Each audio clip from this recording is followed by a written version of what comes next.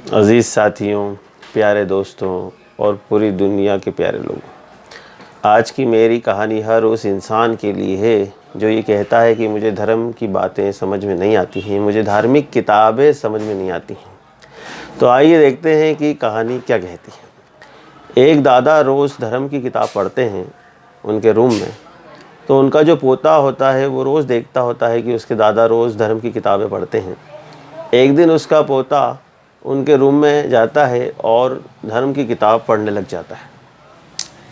1 या 2 मिनट ही पढ़ पाता है कि वो किताब बंद कर देता है और अपने दादाजी के पास जाता है और कहता है, दादाजी आप ये धर्म की किताब पढ़ते हैं, इसका सेंस क्या है?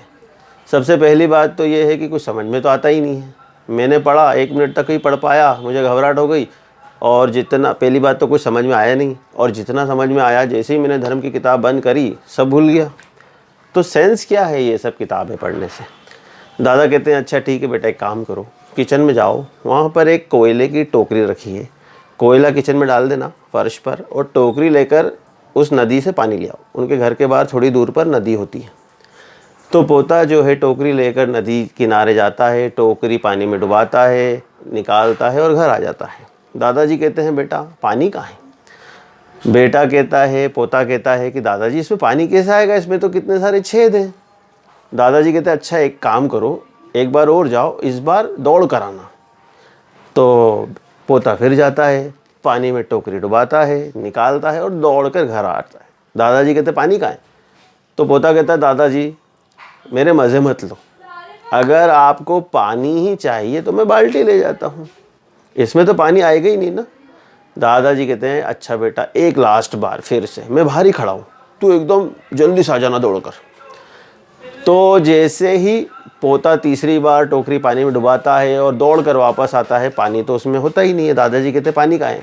तो पोता कहता, अब मैं नहीं जाऊँगा, आप मुझसे टाइम पास कर रहे हो। दादाजी कहते हैं, बेटा मैं तुझे कुछ दिखाना चाहता हूँ, टोकरी को देख, अंदर से भी देख और बाहर से भी देख। टोकरी 3 बार पानी में जाने से कितनी साफ़ हो चुकी है। तूने टोकरी की हालत पहली बार देखी थी जब तूने एक कोयला खाली करा था, कितना उसमें कोयले की राख थी, धब्बे थे, दाग थे। तो देख कितनी साफ़ हो गई। माना कि ये पूरी साफ़ नहीं हो पाई है, लेकिन 3 बार पानी में डूबने से इसका डस्ट, कोयले की राख और कुछ हल्के फुल्के धब्बे साफ़ हो चुके हैं, अंदर से भी और बाहर से भी। तो पता ये चला कि धर्म की किताब रोज़ पढ़ने से भले ही हमें बहुत सारी बातें समझ में नहीं आएंगी, लेकिन अगर रोज़ हम पढ़ें तो धीरे धीरे हमारा अंदर और हमारा बाहर दोनों साफ़ होगा, हमारा इंटरनल और हमारा एक्सटर्नल दोनों साफ़ होगा। जिस तरह से वो टोकरी अंदर और बाहर दोनों से पूरी तो साफ़ नहीं हुई, लेकिन फिर भी बहुत सारा धूल, बहुत सारा दाग उसके साफ़ हो गए। तो हमें भी रोज़ धर्म की किताबें पढ़ना चाहिए, चाहे समझ में आए या ना आए। धीरे धीरे धीरे धीरे समझ में भी आने लगेगा और धर्म की किताब से ही हमारा कैरेक्टर बनेगा, हमारे अंदर मैनर्स आएंगे, डिसिप्लिन आएगा और हम एक इंसान बन पाएंगे।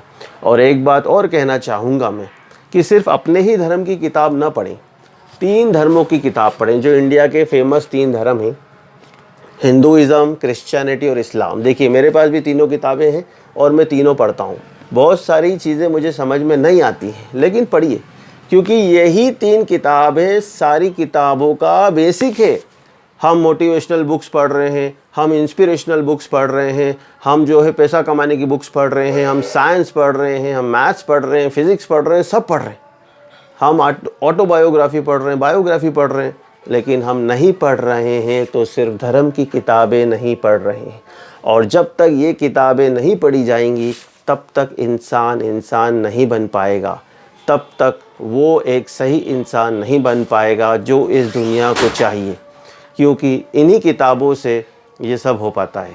तो उम्मीद करता हूँ कि आप सब भी ये किताबें एटलीस्ट अपनी लाइब्रेरी में ये 3 किताबें होना चाहिए, हर धर्म की किताब होना चाहिए, और एक बार ज़िंदगी में ज़रूर दूसरी धर्मों की किताबें भी पढ़ लेना चाहिए, जिससे हमें पता चलेगा कि इंसान कैसे बना जाता है।